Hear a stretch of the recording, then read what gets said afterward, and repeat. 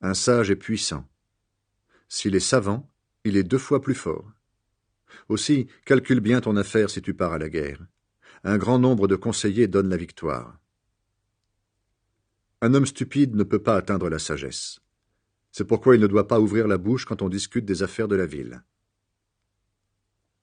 Celui qui projette de faire du mal, on l'appelle l'artisan des mauvais coups. Les projets d'un homme stupide sont toujours pour le mal, et les gens détestent celui qui se moque de tout. Si tu te décourages le jour où tout va mal, tu as vraiment peu de force. Délivre les condamnés à mort, sauve-les, eux qui ne tiennent pas debout en allant se faire tuer. Tu diras peut-être, j'ignorais tout, mais celui qui connaît les cœurs sait la vérité. Il t'observe, il connaît tout, il rendra à chacun ce qu'il a fait.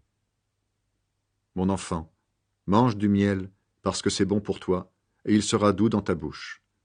Il en va de même avec la sagesse, tu dois le savoir. Si tu la possèdes, tu auras un avenir, et ton attente ne sera pas déçue. Homme mauvais, ne guette pas la maison de celui qui agit bien pour piller le lieu où il habite. Celui qui agit bien peut tomber 7 fois, il se relèvera toujours. Au contraire, ceux qui agissent mal sont renversés par le malheur. Ne te réjouis pas quand ton ennemi tombe, ne danse pas de joie quand il perd l'équilibre. Sinon, en voyant cela, le Seigneur jugera que c'est mal et il évitera de punir ton ennemi. Ne te mets pas en colère contre ceux qui font du mal, ne sois pas jaloux des gens mauvais. Ceux qui font du mal n'ont pas d'avenir, et la vie des gens mauvais est comme une lampe qui s'éteint. Mon enfant, respecte le Seigneur et le roi. Ne fréquente pas ceux qui veulent tout changer. En effet, ces gens-là peuvent être détruits d'un seul coup. Et tu ignores quel malheur le Seigneur et le roi peuvent leur envoyer. Autre conseil des sages. Voici de nouveaux conseils des sages. Quand on juge, ce n'est pas bien de faire des différences entre les gens. Si un juge dit au coupable « tu es innocent », la foule maudit ce juge et le peuple le déteste. Au contraire, ceux qui condamnent les coupables sont satisfaits. Les gens bénissent ces juges et ils leur souhaitent du bonheur. Une réponse franche est une preuve d'amitié. Termine d'abord ton travail dehors, prépare tes champs pour la récolte. Ensuite, tu pourras fonder une famille. N'accuse pas ton prochain sans raison. Est-ce que tu veux mentir? Ne dis pas « je le traiterai comme il m'a traité, je lui rendrai ce qu'il m'a fait ». Les effets de la paresse.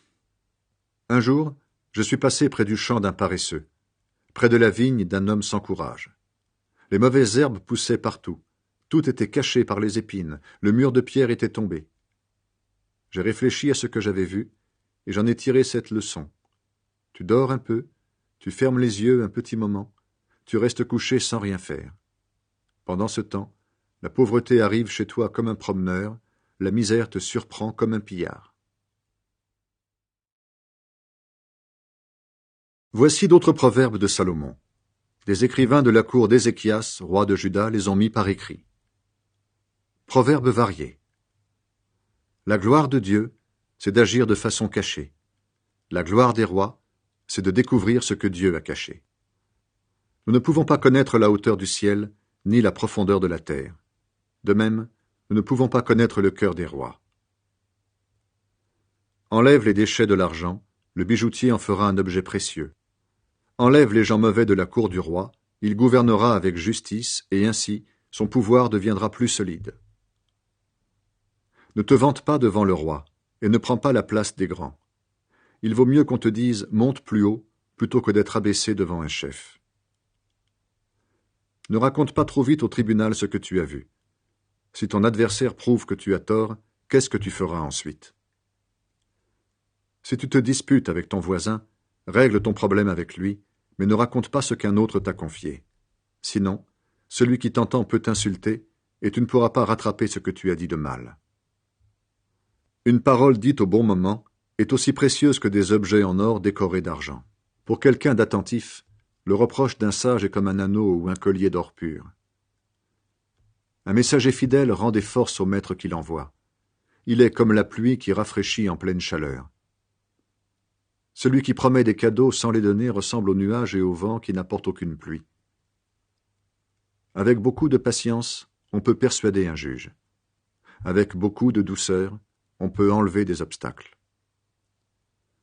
Si tu as trouvé du miel, Mange seulement ce qui t'est nécessaire. Si tu en prends trop, tu le vomiras. Ne va pas trop souvent chez ton ami, sinon tu le fatigueras, et il finira par te détester. Celui qui accuse faussement son prochain est comme un gros bâton, une épée ou une flèche pointue. Faire confiance à une personne fausse au moment du malheur, c'est aussi imprudent que manger avec une dent branlante ou s'appuyer sur une jambe cassée.